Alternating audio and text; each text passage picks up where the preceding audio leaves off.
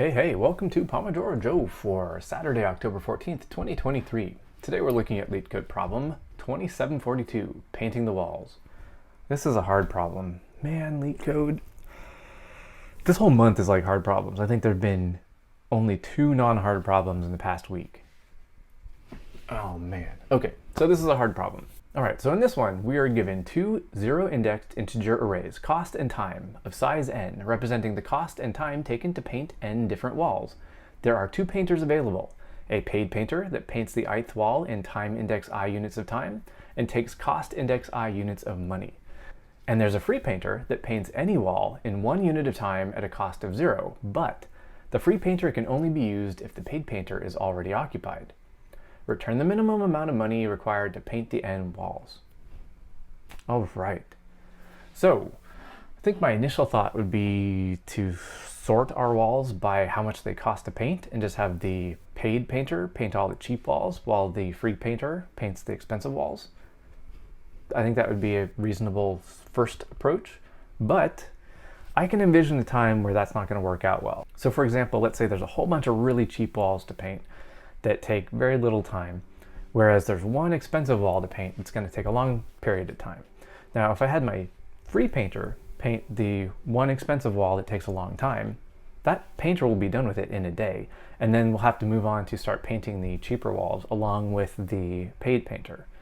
Now, if the paid painter just took that expensive wall or more expensive wall, but it took a really long time, that means the free painter is freed up to paint all of the other walls, which might end up being cheaper.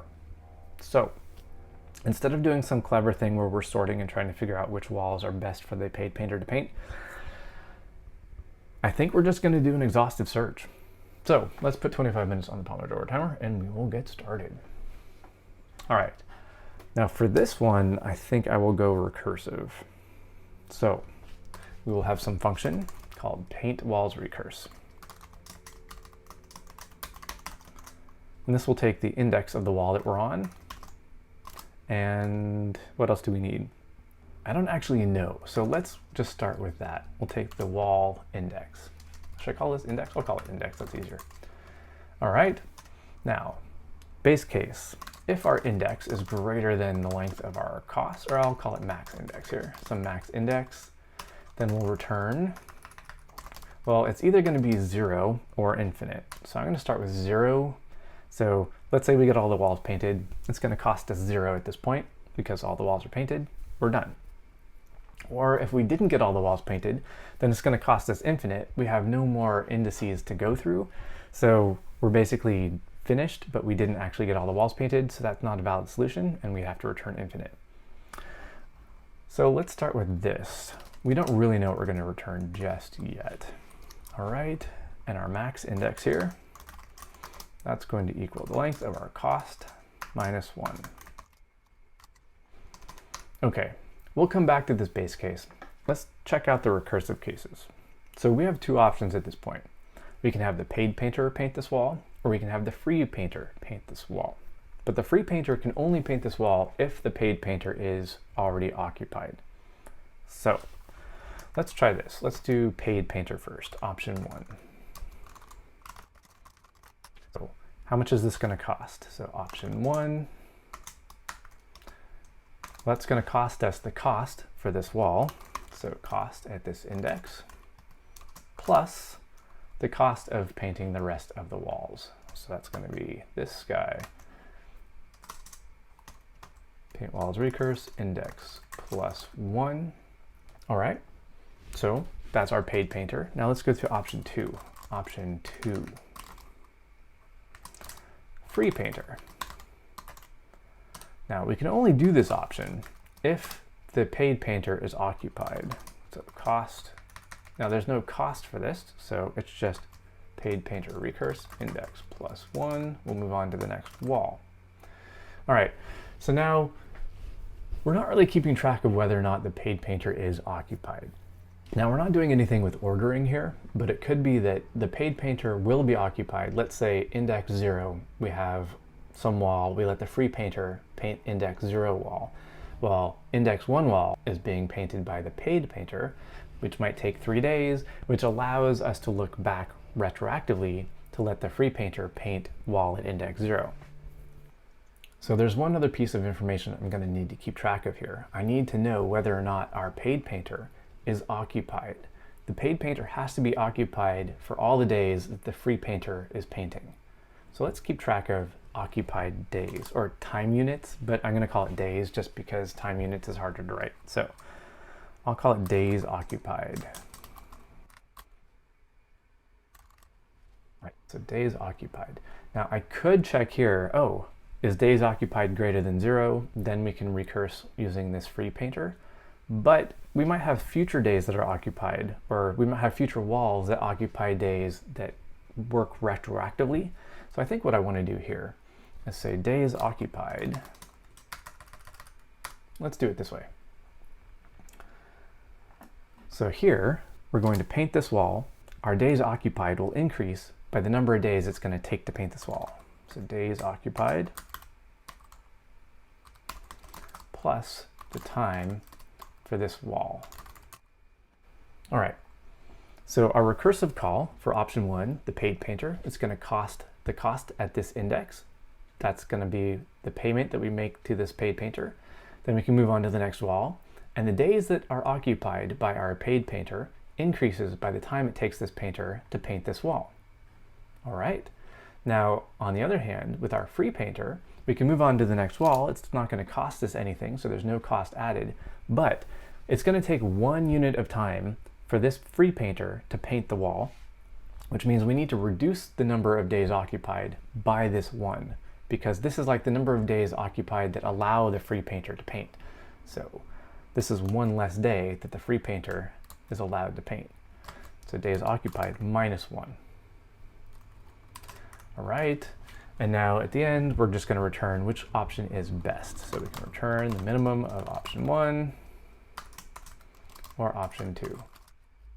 Okay, so that's pretty straightforward. Now out here, we do need to kick the whole thing off, and we will just return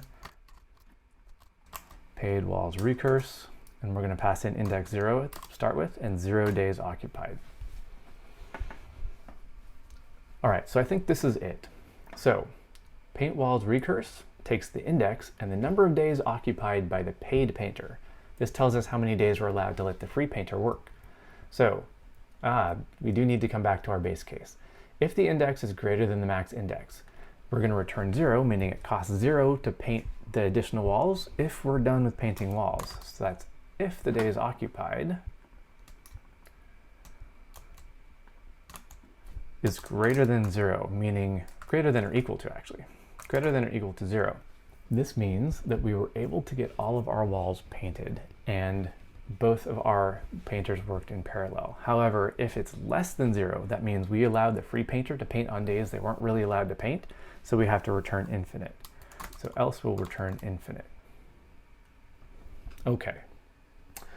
So that handles our base case now. If we're out of walls, or if we're out of our array here, if we're out of walls to paint, did we do this in a valid way? Days occupied has to be greater than or equal to 0, meaning our paid painter has to have worked at least as much as the free painter. Otherwise, the free painter was overworked, and this is not a valid solution. So we return infinite. All right, then we have our 2 options. Option number 1, we let our paid painter paint this wall. It's going to cost us this cost at this index.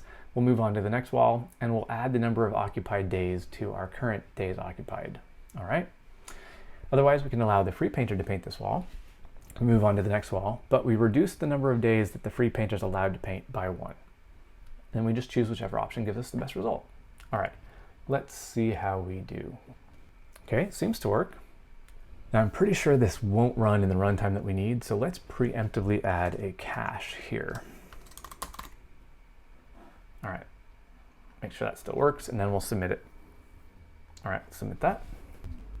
Okay, memory limit exceeded. That means we've used too much memory probably in our cache, but we beat 2,537 out of 2,557 test cases, so we do really well.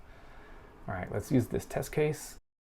Okay, so instead of using cache, we could use our own dynamic programming. So let's do that. It might save us a little bit. It won't be as fast, but it might save us a little bit. Okay, let's do that. We might come back to this because I had another idea. So dynamic programming, we're going to have an empty dictionary to start with. Now, for basic dynamic programming like this, I like to create a key, and that key will just be a combination of our inputs here, a tuple. So it's going to be our index and our days occupied. And if this key is in our dynamic programming dictionary, then we can just return dp for this key. Otherwise, we look for all of our returns. Any place we have a return, we're going to set our dp for the key. All right, so dp for key is equal to this, and then we can return our dp at this key. Same thing down here. dp of key is equal to our answer, and then we return dp at the key. All right, let's see if this helps. All right, so now we're passing the one test case we failed before. Let's see if this works. Still running out of memory. Okay, we get a little bit further, I think. 230, 2537, no, we're about the same. Okay, we'll use this test case as well. All right, let's go back to the caching because I think that will be faster in the long run, and it's not really helping us to do our own DP here. All right, so one thing I noticed, we might be able to exit this a little bit earlier than I thought. At the end, we return true, or we return 0 if the days occupied is greater than or equal to 0. What if we actually accumulate enough days in advance with our paid painter to let the free painter just finish up all the rest of the walls? We don't actually have to go through all the rest of our recursive calls. We could just say, okay, we already know that we've paid our paid painter enough to have accumulated enough days to allow the free painter to just finish everything else up. So let's check that. Instead of just looking for the index greater than the max index, let's look to see how many more walls we still have to paint, and if our free painter can just paint all the rest of the walls. So let's do that here. That's another base case. If our days occupied is greater than, let's see, how many walls do we have left? Well, we've got our max index to start with, minus our current wall index.